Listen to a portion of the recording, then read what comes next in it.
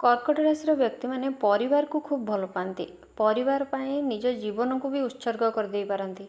परिवार खुशी परिवार स्थायी केमिति रही परिवार परिवार केमिति सबुबले श्रृंखलित हो समस्ते रही पारिबे सेटा पई से माने बेसी चिंतित थांती। एमाने जुआड़े भी जातु निज परिवार को बहुत मिस करती। ज्योतिष शास्त्र रे कर्कट राशि को पूरा क्लीन वाटर कह जाए। तेणु सफा हृदयर व्यक्ति सफा मनर व्यक्ति मान कह जाए। जमती गोटे वाटर पूरा क्लीन थाए पूरा क्लीन वाटर जमती सेमती कर्कट राशि मन पूरा परिष्कार थाए। एमाने बहुत स्वाभिमानी थांती आ परिष्कार भी थांती। मनरे कौन सी प्रकार द्वंद्व भी एमान पाखे केबे भी रहेनी अन्य को नहीं।